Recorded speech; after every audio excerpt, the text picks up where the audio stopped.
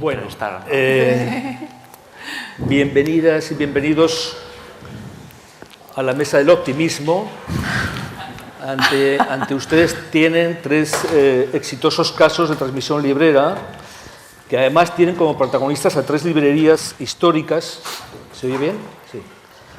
Que contribuyeron de manera muy activa al final de los oscuros años del franquismo y al comienzo de la democracia en nuestro país, de la mejor manera que en esa época era posible, que era defendiendo la libertad de expresión y creación. Os hablo de la librería Saltés de Huelva, que fue fundada en 1972, de la librería Rafael Alberti, que comenzó su deslumbrante andadura en 1975, y la no menos deslumbrante librería Documenta de Barcelona, abierta en el año 75 también por Josep Cots y Ramón Planas. Voy a ir haciendo una serie de preguntas a cada grupo, por decirlo así, a cada librería, porque son tres casos muy diferentes de transmisión librera que creo que es bueno que conozcamos. Estrella Villalba es psicóloga de profesión y es propietaria y gerente de la librería Saltes desde el año 2019, en que la compró en traspaso justo poquito, muy afinada ya, poquito antes de la pandemia, ¿no? Bueno, cuéntanos, Estrella, ¿qué era Saltés, qué había sido y qué era Saltés cuando tú llegaste a esa librería? Cuéntanos un poco. Bueno, buenos días a todos. Muchas gracias, Paco. Muchas gracias también a mis compañeros, a Iñaki, a Lola, a Eric. Para mí es un honor compartir este espacio con libreros primeros espadas de este país. Y bueno, mi agradecimiento también a las técnicas de CEGAL. Hola, Sara. Gracias por meterme en esta trampa. Y muchas gracias a todas y a todos, porque entre vosotros y vosotras hay muchos libreros y libreras que admiro desde la distancia de la periferia que supone estar en Huelva. Y bueno, mi admiración y mi elogio hacia vosotros y vosotras. ¿Qué era Saltés? Bueno, pues Saltés sí que es cierto que ha pasado por diferentes etapas en su historia. Como bien has dicho, se funda en 1972 en forma de cooperativa, ya no solo como punto de venta de libros, sino para, en ese tiempo tan convulso, dar respuesta a una serie de inquietudes sociales y políticas del momento. Y de hecho, pues bueno, sirvió de espacio para servir de germen un poco de inquietudes políticas que se determinaron e hicieron camino ahí, ¿no?, en Saltés. Más tarde lo tomaron una familia de particulares, 10 años más tarde, en el 80 y pico, y bueno, ya por una cuestión de edad y de relevo generacional, la librería se decide traspasar en 2019. Durante todos esos años, tantísimos años, pues ha habido muchas etapas, también determinadas por la propia evolución del libro, ¿no? Y bueno, justo antes de yo tomarla, pues tenemos que tener en cuenta el contexto, ¿no? Huelva, quien no sé si ha habido muchas personas aquí que han tenido la osadía de visitar Huelva, más allá de su legado gastronómico y playero, a nivel cultural, pues bueno, a nivel cultural está un poquito dejada, ¿no?, abandonada, un poco precaria. Eso también se traspasa al propio público, ¿no?, es decir, a la propia ciudadanía, en el que, bueno, no hay una apuesta determinada por lo cultural, por lo tanto, no se le da valor a eso.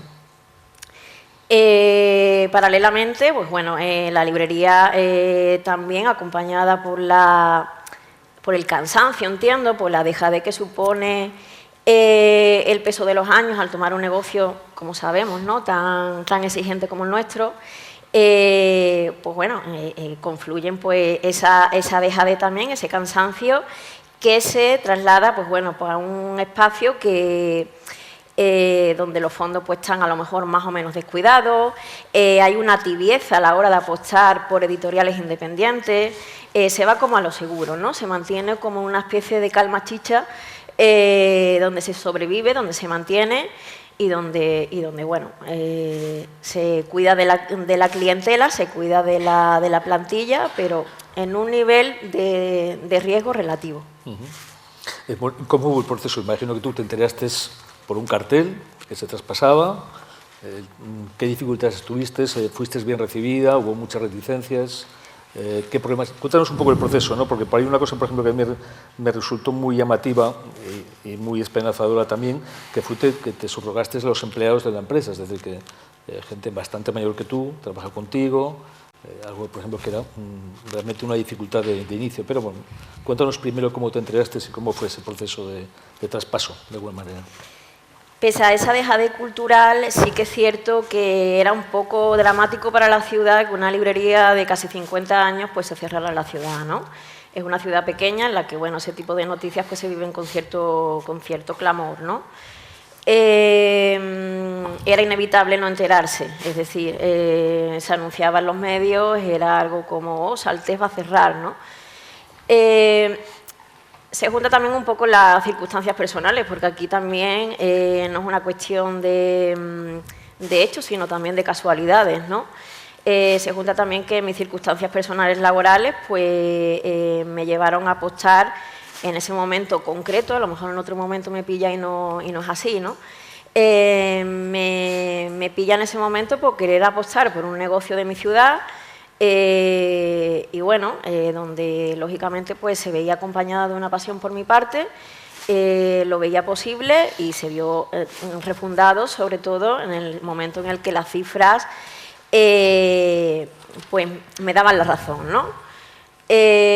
Sobre todo teniendo en cuenta todas las oportunidades y todas las posibilidades que el espacio tenía. Si el negocio era rentable en esas condiciones, pues con todo lo que se podía hacer, se suponía, aquí nada es seguro, por supuesto, se suponía que podía ir a mejor. Entonces me echo adelante, de primera mano, pues bueno, también llegó en un momento en el que varias personas se habían acercado, cuesta que las personas se echen adelante en este proceso y también hay mucha curiosidad, ¿no? Hay mucha pregunta, mucho cotilleo, mucho de a ver esto de una librería, cómo funciona, cómo es el traspaso y cuánto se pide, ¿no? Y de primera mano pues me acogieron bien, claro. Una persona joven, con ganas, de la ciudad, que para ellos era muy importante que se le diera continuidad al negocio, es decir, que no vinieran y montaran un bazar, lógicamente, ¿no?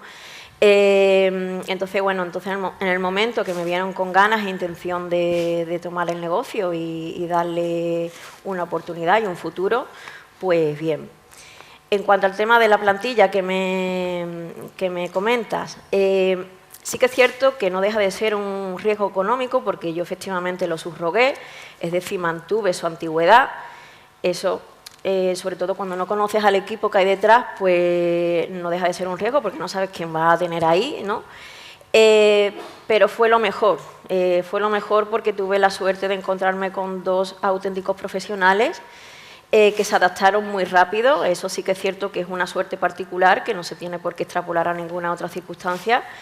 Yo tuve mucha suerte y eran trabajadores de la casa de toda la vida. Sí que es cierto que en un caso con 30 y pico años de antigüedad y en otro con 15. Hubo un acople, pese a que cada uno en su diferente edad y en su diferente experiencia, hubo un acople estupendo. Nos entendimos desde primera hora y seguimos haciendo equipo y así seguirá, espero, ¿no? Fantástico. Cuéntanos, ¿los proveedores te trataron bien? ¿Te aceptaron? ¿Te pusieron algún problema, alguna exigencia? En cuanto a los proveedores, bueno, siempre en todo negocio hay malos vicios, ¿no?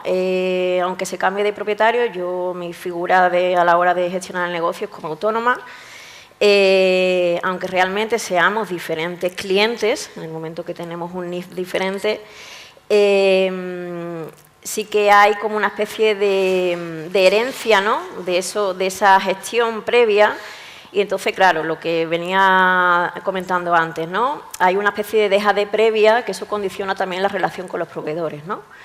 En la propia gestión de los depósitos, en la propia gestión del día a día, que bueno, no vamos a entrar en detalles que ya todo el mundo conoce, ¿no? Entonces, bueno, hubo ahí como una especie de relaciones ambiguas al principio, que en el momento que me conocieron, que en el momento en el que vieron que tenía las cosas claras, pues se tiraron de cabeza, porque yo creo que cualquier proveedor aquí está deseoso de abrir una nueva cuenta. Eso es así, ¿no? Entonces, bueno, pues de primera hora hubo como una especie ahí de, sobre todo, en algún caso hubo algún proveedor que lo vivió con cierto desangelo, en el sentido de que, claro, lo natural y lo ideal, tomemos apunte aquí todo, es importante, es vaciar la librería de los depósitos, no hacer una transmisión directa de depósitos. Lo ideal es liquidar cuentas, limpiarlo todo y volver de nuevas, ¿no? Y vestir la librería con nuevos depósitos, con nuevos fondos y hacer eso bien, lo más pulcro y lo más rigurosamente posible.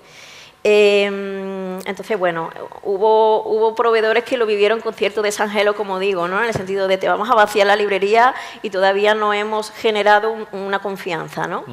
Pero bueno, eso tiene sus días, eso tiene sus semanas y en poco tiempo pues se retomó la librería y la vida normal de la librería. Bueno, para finalizar ya, tus clientes, como imagino que hubo una reacción muy positiva y también unido a esto, ¿cómo contemplas el futuro? Los clientes lo vivieron con cierta naturalidad, porque también es cierto que bueno, que por las circunstancias en las que yo me metí en la librería, y era un cambio drástico, un cambio de personalidad, una persona con otra edad, con otra visión del negocio. Los cambios tienen que ser muy paulatinos, aunque lleguemos con muchas ganas y con mucha fuerza.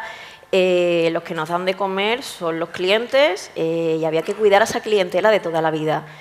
Sí que la gente fue receptiva y aceptó los nuevos cambios, porque entendían que el mundo librero se tiene que renovar y se tiene que actualizar, se tiene que modernizar. Y por otra parte también ellos lo necesitaban, ¿no? Porque necesitaban de un espacio vivo, de un espacio más diverso y más plural. Y entonces en ese acople de ellos conmigo y yo con ellos, pues hubo cierta fluidez, por ese cuidado que se tuvo también, ¿no? Por otra parte también, en el momento en el que se apuesta por nuevos fondos y por nuevos géneros, como es la novela juvenil, la literatura juvenil, la novela gráfica, ampliar el ensayo, te abres también a nuevos públicos. Eso generó más diversidad de público, que la media de edad de los clientes bajara, y por lo tanto el nivel de facturación también aumentó notablemente, ¿no? Entonces fue, de la manera en que se hizo todo, bastante fluido y bastante natural. El futuro, bueno, aquí yo creo que es importante no dar nada por sentado, es decir, no tenemos nadie garantía de asegurar el futuro de nuestros negocios, no sabemos qué va a pasar. Yo quizá venga muy aprendida desde el primera hora, porque como bien decías antes, ¿no? A los pocos meses de abrir, de tomar las riendas de Salté, nos vino una pandemia, ¿no? Que parece que hace 2 siglos de eso, pero fue hace 2 días, ¿no? Sí que es importante que cambiemos la visión, que cambiemos los paradigmas, ¿no? Quizás tenemos nosotros mismos idealizada la profesión de libreros, y tenemos que ser capaces de transmitir que sí, que detrás de nuestra profesión hay mucho trabajo y hay muchas horas. Yo no creo que nadie aquí dedique menos de 50 horas a la semana a su negocio. Pero sí que es cierto que cuando hablamos antes de las dificultades de transferir nuestros negocios, también hay mucho, ¿no? Y hay mucho, y tiene que ver con esa clientela fija que apuesta y que defiende y que mantiene nuestros negocios. Con todo ese legado cultural y con todo ese trabajo que durante años ha hecho la librería, y eso es un bien intangible que nuestro negocio, que nuestra marca tiene, ¿no? Eso es muy poderoso, porque eso es lo que al final va a prevalecer antes que las cifras, por supuesto, ¿no? Pero ese bien también lo tenemos que saber vender, porque es real, ¿no? Pues bueno, yo creo que un fuerte aplauso para esto.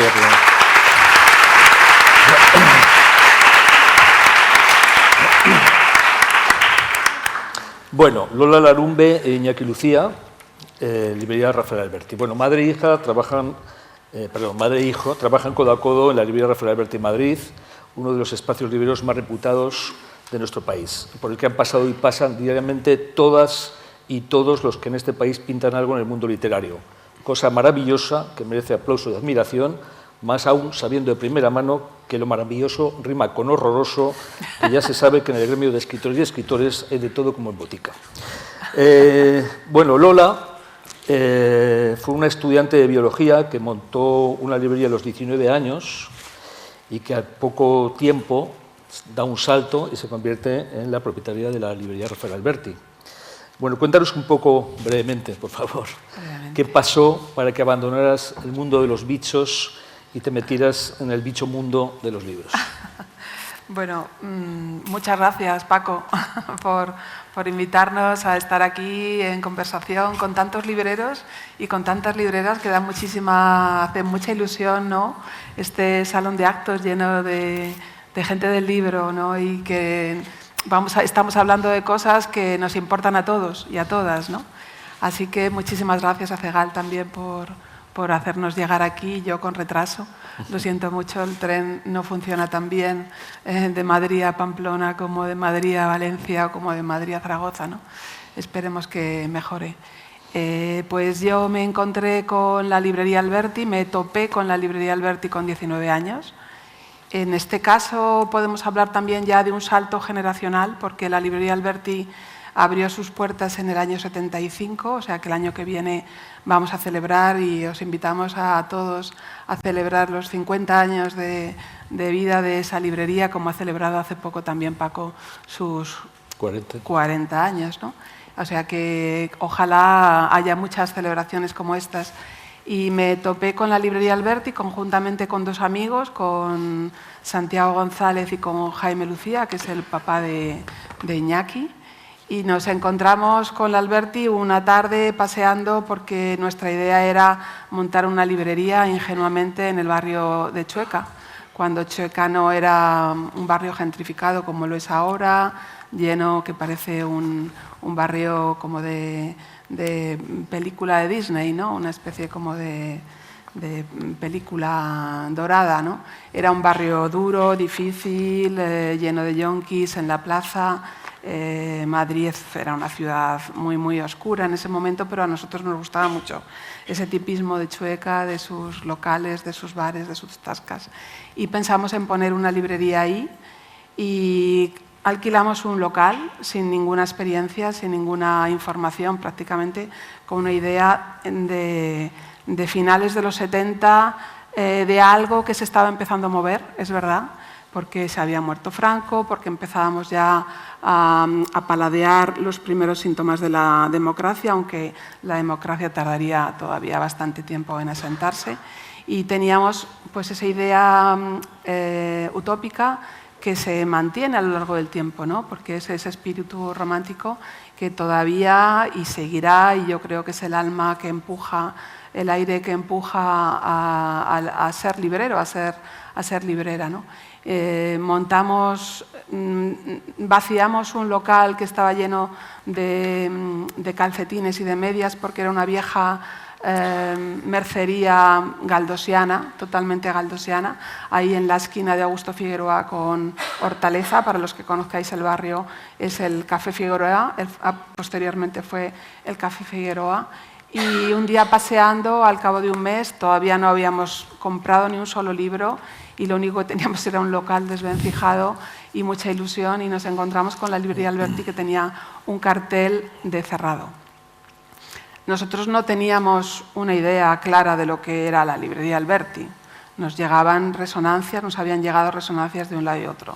Nos encontramos con una esquina, con una fachada muy peculiar, con una librería que ya tenía una historia, o sea que en 5 años ya había construido su propia historia, porque el propietario inicial, Enrique Lagunero, montó esa librería con ese nombre, en clara referencia a un tiempo nuevo que se inauguraba, casi como un desafío, ¿no? Todavía no se había muerto Franco, y con una intención claramente renovadora en lo formal y también con una clara intención política, ¿no? es decir, las librerías de aquel momento, como vosotros sabéis, en los años 70, y muchas de ellas todavía perviven, como es la librería de Estrella o la librería de Eric, y tantas librerías en Madrid, ¿no? La librería Harcha, la librería Meraguano. Es decir, poner una librería en aquellos años era, bueno, una forma de estar en el mundo, una forma de entender el mundo y una forma de querer ser, ¿no? Y de cambiar todo. O sea, que la librería Alberti formaba parte de esa genealogía. Y nosotros llegamos, estos tres amigos, sin información y sin formación y sin dinero, solamente con ese espíritu, y le preguntamos a Lagunero, llamamos por teléfono para ver si nos vendían las estanterías, los muebles, las mesas, ¿no? Y Enrique Lagunero, que era un buen negociante y era una buena persona, a pesar de que tenía mucho dinero y su familia venía de mucho dinero, era un comunista rico, pues le debimos hacer gracia y nos dijo: bueno, no os vendo el mobiliario, pero os traspaso la librería. Es decir, entramos en la librería Alberti, había vaciado prácticamente todo el fondo. La librería Alberti tiene bastante capacidad para guardar libros. Había devuelto muchísimos libros porque él, pasados los 5 años, después de todos los atentados y después de todas las bombas, digamos que su interés político ya había decaído, no tenía vocación librera en absoluto, y se había cansado un poco del juguetito que había montado, ¿no? Todavía viene gente a la librería que nos cuenta cosas de cómo era esa librería Alberti en el año 75. Y entonces el otro día, por ejemplo, un señor ya de 70 y tantos me contaba cómo él estaba estudiando políticas en la facultad, en la Complutense, en ese momento, en el 75, todavía no se había muerto Franco, y cómo allí en el hall de la facultad se hizo una especie como de cuestación para ayudar a ir a la librería Alberti a construir la librería Alberti. Es decir, o sea, contaron como con estudiantes de la facultad que fueron allí a limpiar, a pintar, a tal.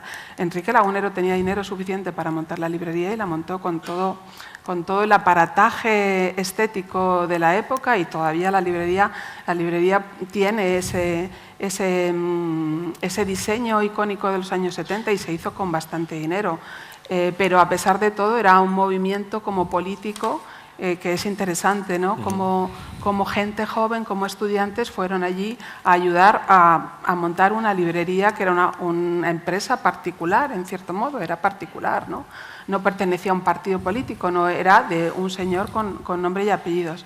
Entonces nosotros entramos ahí en la librería Alberti una mañana que entraba el sol por los cristales. Y claro, yo me quedé alucinada porque era como una especie, para mí, de repente tuve la sensación de entrar en un sitio con algo telúrico especial, ¿no? Las paredes, los techos son muy altos, estaba lleno de libros. Luego, cuando ya nos quedamos con las llaves y ya tuvimos que enfrentarnos al pago de las primeras mensualidades, nos dimos cuenta de que la mayor parte de los libros que había no valían para nada. Porque, como ha dicho el compañero de Guatemala, ¿no? Solamente se valoran los fondos que tienen un año. La Alberti tenía libros de hacía 5 años, pero que ya en el año 80 esos libros ya estaban completamente de modés, porque era pues, muchísimo fondo político, de libros políticos. Entonces nos quedamos los tres con la librería en ese momento, principios de los 80, Enrique Redel está por ahí, era vecino y lo ha visto todo por fuera. Y entonces nos quedamos con las letras que teníamos que pagar, con el alquiler, que nos puso un alquiler bastante alto, y con la responsabilidad y a la vez con la alegría de una especie como de maquinaria maravillosa que no sabíamos cómo poner en marcha.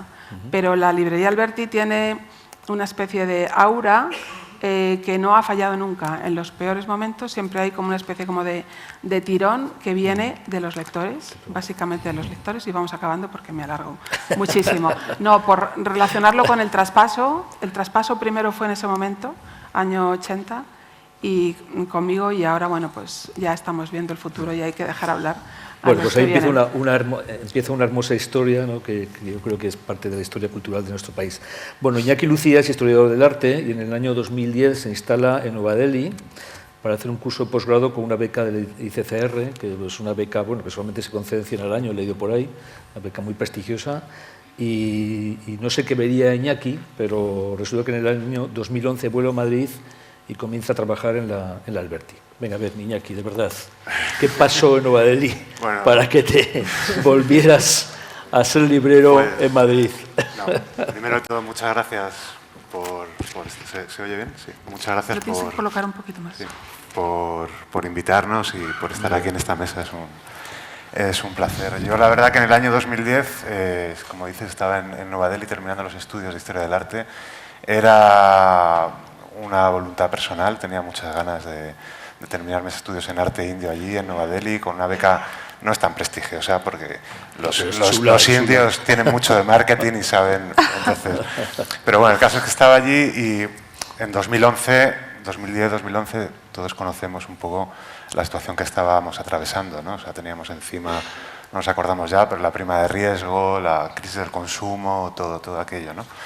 Entonces, bueno, los estudios ya estaban prácticamente terminados y decido volver a Madrid a incorporarme a la plantilla de la librería. En el año 2011, como digo, es ese momento de crisis, en parte eso es lo que me incentivó a mí a continuar en la librería, en el equipo de la librería.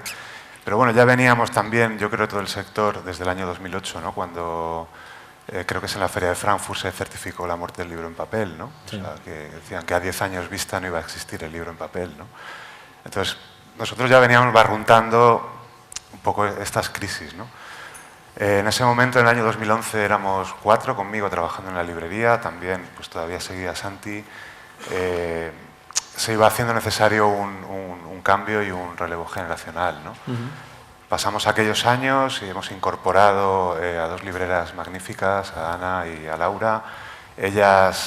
Junto a ellas hemos revitalizado la parte infantil, las actividades, la comunicación. Quizás en este tiempo, en estos últimos años, todos hemos aprendido sobre la marcha a comunicar, y que lo importante es comunicar lo que hacemos, porque si algo también estamos aprendiendo en este congreso es que, como decía Estrella, tenemos un valor que es inmaterial, pero que a la vez es súper poderoso, que es el valor emocional que generamos en el público, y que eso, como librerías y como gremio, tenemos que transmitirlo, saber transmitirlo, ¿no? Entonces, bueno, pues estos años, ahora somos 6 trabajando en la librería.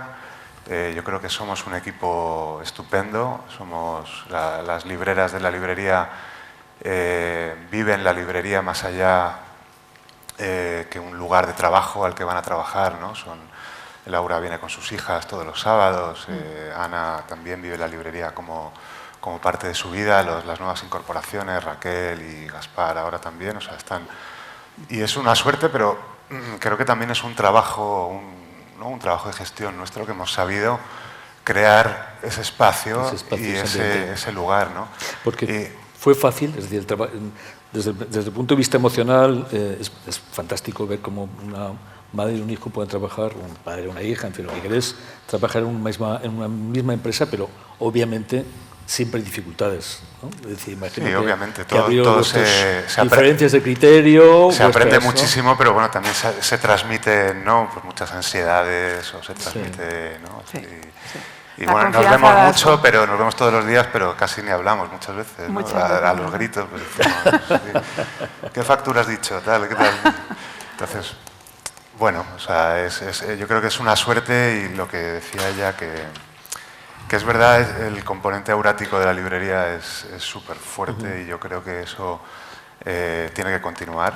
O sea, la librería casi es como una especie de ente autónomo, autogenerativo, no sé cómo decirlo bien, ese espacio, y tiene que continuar, y el futuro pues pasa por atender a todo el legado pasado, ¿no? Porque imagino que la clientela tiene que ver, imagino, con simpatía, con esa sensación un poco de continuidad, ver que 2 generaciones conviven. Hay mucha gente espacio, que no sabe que Iñaki es mi hijo, ¿eh? Sí, hay mucha gente que me dice, no sabía, Iñaki es tu hijo. O sea, que realmente, bueno, trabajamos de una manera al principio nos costó un poco también, pues por Iñaki, bueno, pues vamos creciendo, ¿no? Y yo también he crecido a su lado y he aprendido a ver otras cosas, ¿no? Pero al principio nos costó un poco. Iñaki también tuvo que pasar su fase, ¿no? Pero a mí lo que más me gusta de la librería ahora mismo es escucharles a ellos hablar por las mañanas, ¿no? El café o la merendola y tal. Me gusta cómo ven ellos la librería, cómo ven las cosas, cómo plantean las cosas distintas, de otra manera, ¿no? Muy creativa. Y lo que más me gusta de la librería ahora mismo, no paramos de hacer devoluciones y de facturas y de todo el rollo y los depósitos y los comerciales y todo esto el diario, pero a mí lo que más me gusta es escucharles a ellos y ir a trabajar con ellos, ¿no? Bueno, ya vamos acabando. La verdad es que la transmisión familiar en nuestro gremio es bastante habitual. Mismamente mi ciudad, Zaragoza, que sabéis es una ciudad de larga trayectoria librera, bueno, pues tenemos, además están aquí presentes la librería Central con la familia Casanova, la librería París con la librería Muñío y ahora también la librería Antígona, en la que Pepito y Julia van cada día dándole la alternativa a su hija Julia. Realmente sí que es... ¿Perdón? Violeta, perdón, a su hija Violeta. Realmente sí que es hermoso y es muy esperanzador por ver que negocios pues con muchos años de tradición, bueno, pues continúan y van a poder continuar por esa vía tan natural, pero no siempre tan fácil, ¿no? Bueno, os presento a Eric del Arco Cristià. Bueno, yo creo que ya lo conocéis. Eric es actualmente el propietario de la librería Documenta. Ostenta el cargo de presidente del Gremio de Libretes de Cataluña y además es el librero más elegante de todo el Congreso. La librería Documenta es realmente, bueno, para mí era un mito, porque en Barcelona siempre ha sido una ciudad vibrante. En los años más oscuros de Zaragoza, los zaragozanos íbamos a Barcelona a hacer muchas cosas, hay conciertos, hay música, ver librerías, a tomar productos no permitidos. Era un sitio realmente increíble y una visita obligada era la librería Documenta, que fue fundada, como antes os he dicho, por dos libros excepcionales. Espera que lo tengo apuntado, ya se me ha olvidado, con Josep. Bueno, vamos a personalizar en Josep Cots. Y que en el año 2013, Josep Cots, este librero que había fundado esta librería, pues hace una cosa verdaderamente fuera de todo, digamos, parámetro habitual. Anuncia públicamente que está buscando un sucesor o sucesora para su librería. Y lo anuncia a través de los medios de comunicación, etcétera, y se genera todo un debate y, bueno, unas candidaturas que se presentan, ¿no? Eric, que es ingeniero y que actualmente también es filólogo, él era cliente de la librería Documenta y bueno, y aterriza ahí y al final llega a un acuerdo con Josep, que además luego tiene otras consecuencias, pero hubo también un cambio local. En fin, yo creo que me gustaría, Eric, primero agradecerte muchísimo que estés aquí y que nos cuentes cómo fue ese proceso, esa aparente ocurrencia de Josep y cómo fue tu llegada a Documenta. Claro, es bastante sencillo. En realidad, yo era cliente por un tema familiar, mi madre ya era cliente de Documenta y yo estaba habituado a ir. Incluso ahora, a veces busco libros que tengo en mi biblioteca y digo, mira, este lo compré en 2013, 2011, 2008, 2006. Tengo libros de 2001 comprados en Documenta, porque Documenta pone una etiqueta que a veces puedes encontrar, porque intentamos quitarlas todas, pero a veces no. Y pone Documenta en la primera página de los libros, ¿no? Entonces puedes saber que ese libro lo compraste en Documenta. Y yo me lo encuentro, o sea, mi historia con Documenta es muy antigua. Lo que pasa es que un día, mirando, yo creo que fue en Facebook, estaba mirando Facebook, porque en 2013 aún se miraba Facebook, y vi eso, ¿no? Un artículo de Albert Fons diciendo que Josep Cots decía que buscaba a alguien que quisiera continuar la Documenta. Explicaba los motivos, más o menos, y yo recuerdo que en ese momento no le dije nada a mi mujer, me cogí a mi hija que tenía 4 años, nos fuimos para Documenta, llegué, y ¿está Josep? No, no ha llegado aún, estaba Susana, que trabajaba entonces, y en lo más pleno neorrealismo italiano nos sentamos mi hija y yo delante de la librería a comernos un helado, esperando que llegara Josep. Tardó 1 hora, el helado se acabó y estuvimos ahí. Y recuerdo, ¿no? Entonces entré y le dije, Josep, yo No tengo ni idea de qué es una librería, y no me he planteado nunca ser librero, pero he visto el anuncio y me postulo.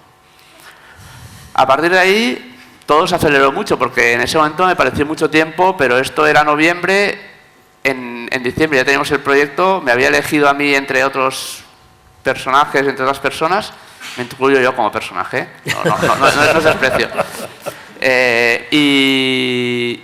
Y la verdad es que en diciembre ya teníamos proyecto, en enero vimos que era viable, porque pasaron cosas increíbles. Una vez Josep dijo, nos tenemos que ir de aquí, o sea, me pilló a mí o a quien fuera, porque teníamos que trasladar la librería, se acababa el contrato en junio y supongo que él ya llevaba tiempo, esos 5 años, pensando qué tenía que hacer, pero fue pam, pam, pam.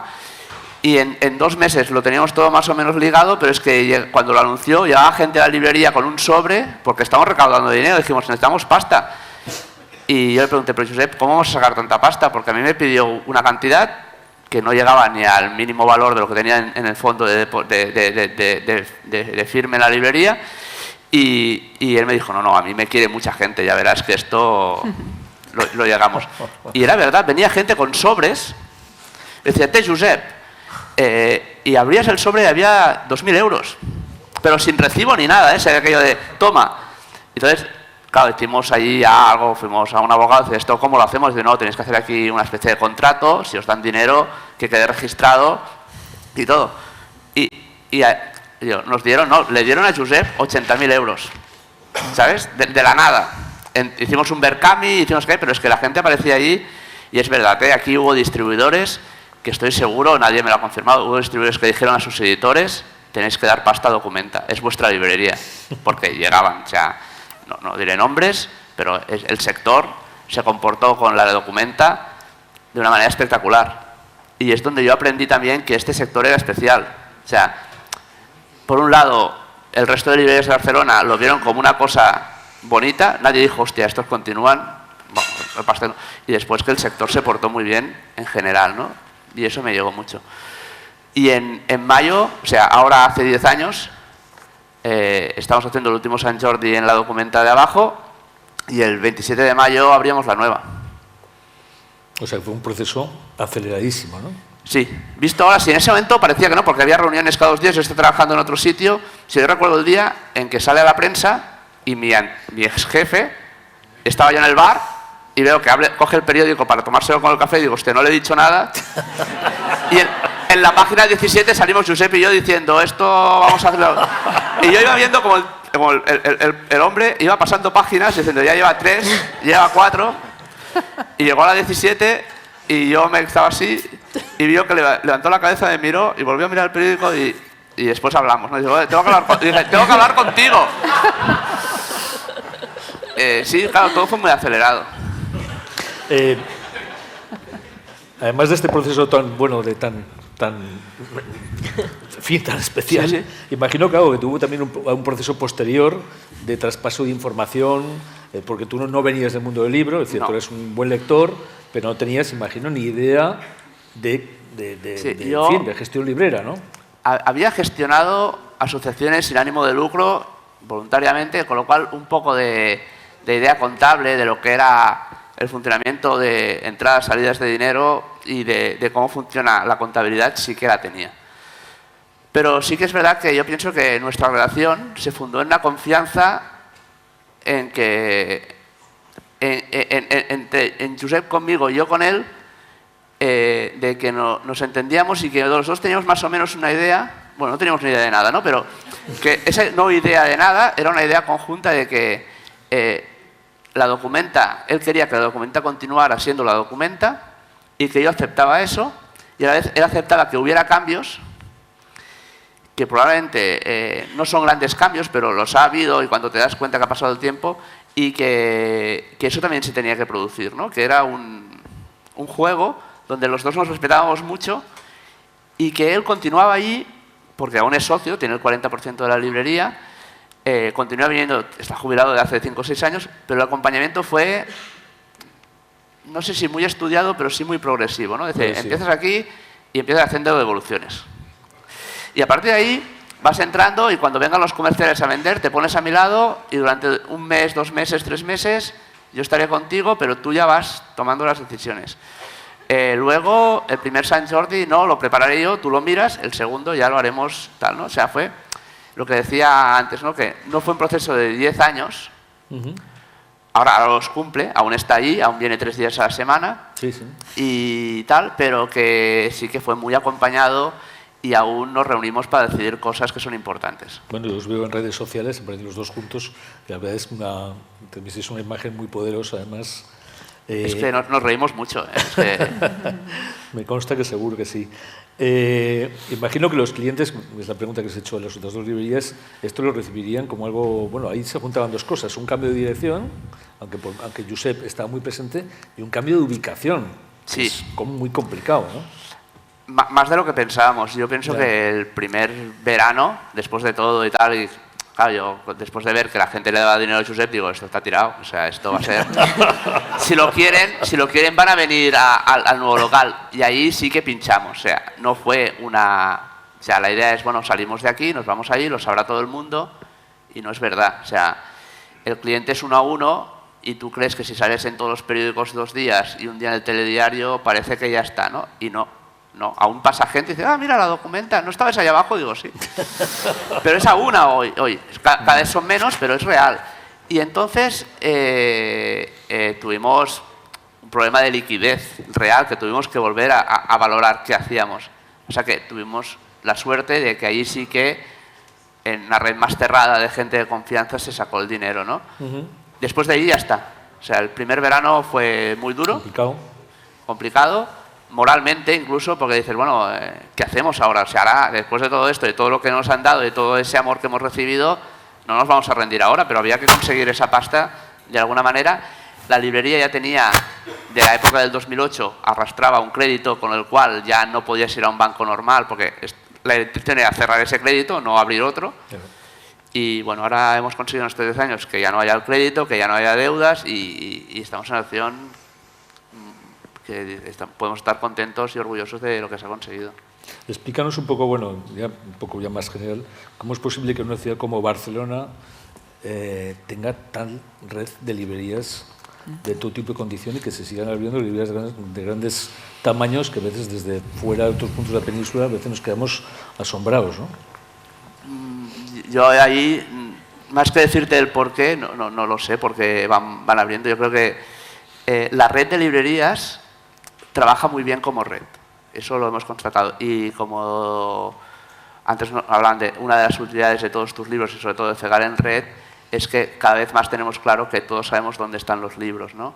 Y eso nos hace que alguien que venga al centro de Barcelona sabe que si no lo encuentra en Documenta, le van a decir que lo tienen en Laia o en la Central o en Finestras y que si no lo tiene ahí y tiene ganas de tenerlo al día, puede pillar el metro e irse a la Noia Xiu, ¿no? O sea, es que la red funciona y eso permite que en el centro haya un tipo de librería, pero además que en los barrios, que son muy barrios, aún en Barcelona tiene barrios muy potentes, se pueden abrir librerías que gracias a que también tenemos la información de qué proveedores tienen los libros al momento, le puedes decir a tu cliente, oiga, no hace falta que mañana te vayas al centro porque yo mañana pasado te lo voy a tener, ¿no? Y eso crea un sentido de pertenencia a tu zona, a tu barrio, a tu librería. Y la verdad es que Documenta está en el centro, pero si analizo el tipo de cliente que tengo, una gran parte, yo también tengo un barrio, es decir, sí que las librerías más grandes del centro. Para que los que no conozcan la Documenta, digamos que la Documenta es la más pequeña de las grandes librerías o la más grande de las pequeñas. Estamos en un formato de 15.000, 18.000 libros de fondo, no somos muy grandes. Pero sin embargo estamos en una referencia de ser un clásico, ¿no? Pues al final la red funciona así. Y también es verdad que en Barcelona, al menos yo creo que el sentimiento es, yo creo que es en todas partes, de que no estamos en un sector, por suerte por el precio fijo, de competencia, sino que cada librero con sus clientes infunde a cada librería un estilo y un tipo de libro y un tipo de exposición del libro, con lo cual en una población de 1,5 millones de personas, más todas las cercanías que son 5 millones, tener un público de, yo qué sé, es que tampoco son tantos clientes, al final fijos, que se avenga con la tuya y luego otro que vaya a otra porque le gusta más ir a la otra porque se avenga más, es fácil. No da para hacerte rico, sabemos todos, pero sí que da para eso. Bueno, pues es muy maravilloso ese sentimiento de pertinencia, ¿no? Gremial, ¿no? Es fantástico. Bueno, por favor, un fuerte abrazo. Digo, aplauso, perdón. A mí me ha hecho gracia lo que ha comentado antes Lola, de que no hacen que son padre e hijo, porque a nosotros nos pasa al revés. Yo con José no tengo ni relación, pero a veces, tu padre me dijo el otro día, dice, mi padre está muerto. Y digo, mi padre murió hace 10 años, no te puedo decir, no, el que está aquí, digo, pero es que ese no es mi padre. Entonces, nos pasa. Es bonito como en cada imaginario de cada cliente se crea una historia personal con la librería que te hace a creer que vosotros no sois nada que ver y nosotros somos familia directa, ¿no? Sí.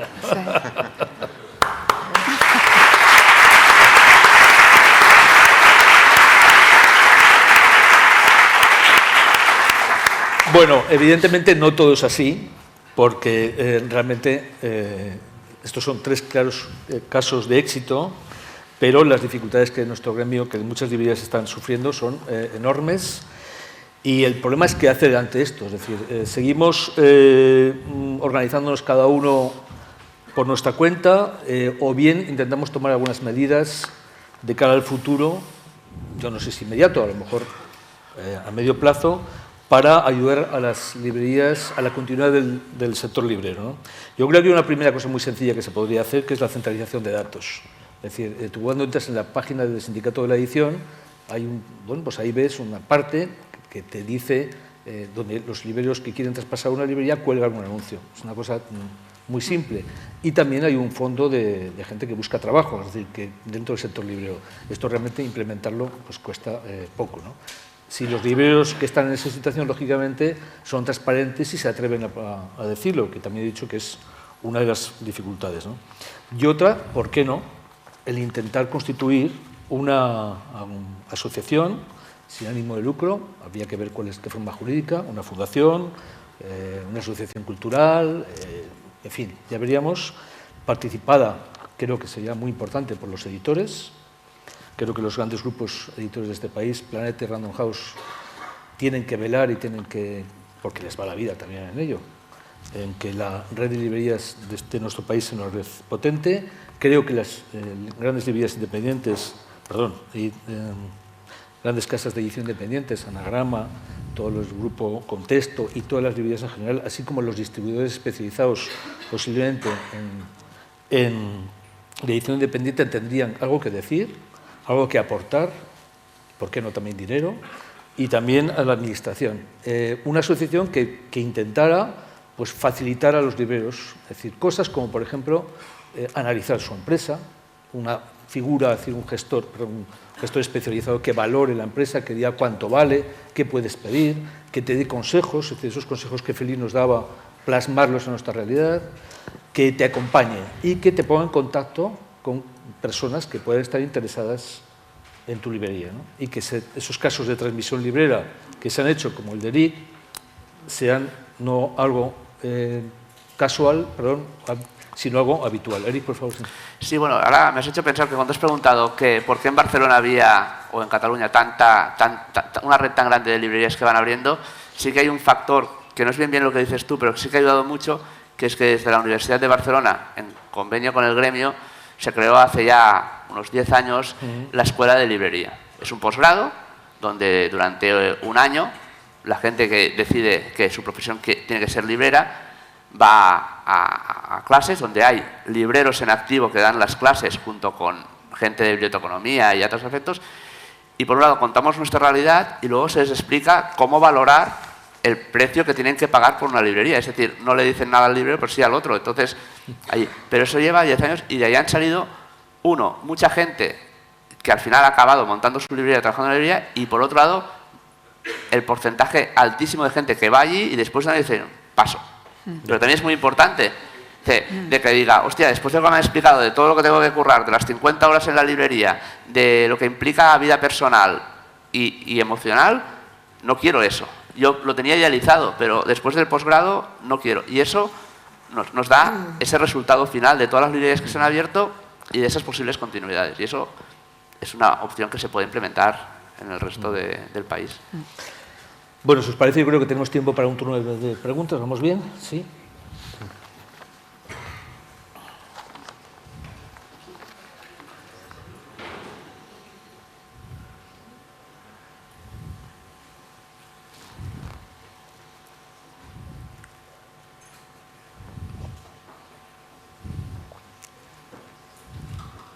Hola. Sí. Gracias a los 5. Me hace mucha gracia porque llevo no tantos años en el mundo de la librería y ya considero a Lola de mi familia porque me la he encontrado en todos los congresos. Y encima yo que era cliente de Alberto. Y bueno. Dos cositas. Era una pregunta para Estrella y decirle a Eric que tengo que repensar mi negocio porque has hablado de somos la grande de las librerías pequeñas y has dicho el volumen de libros. Tengo que pedir mucho menos libros porque la mía sí que es pequeña y creo que tengo más o menos lo mismo. Entonces, vale, eso por un lado. Me interesa preguntarle a Estrella porque es la que está en una ciudad más pequeña y no solo porque está en una ciudad más pequeña, sino que además creo que tiene un parque de librerías reducido. No, o sea, aquí no es solo pequeña, sino que además es una ciudad no particularmente poblada de librerías, ¿no?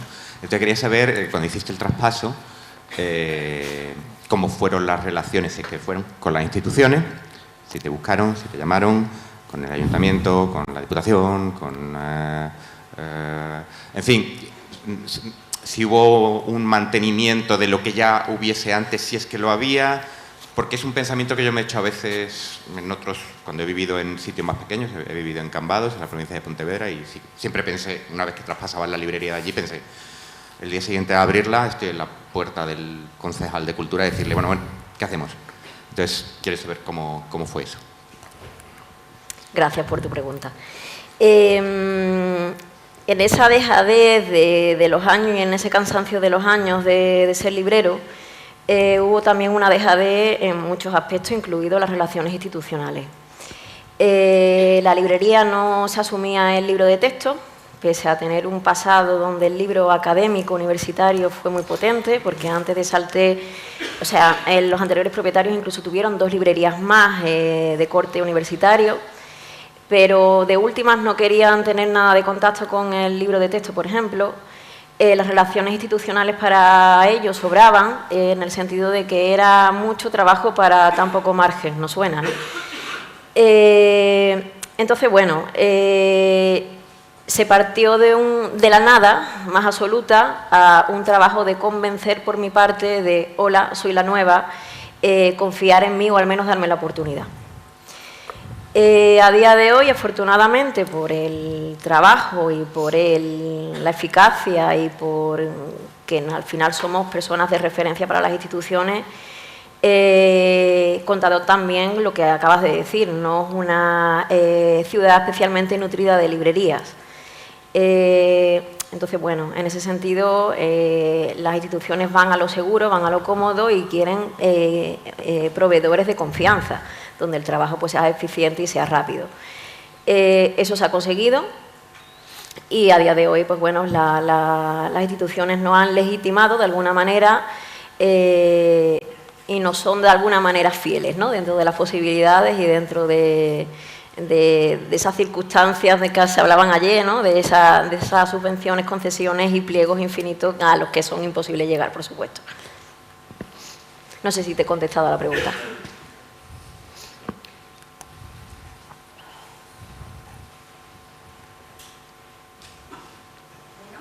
Pues está.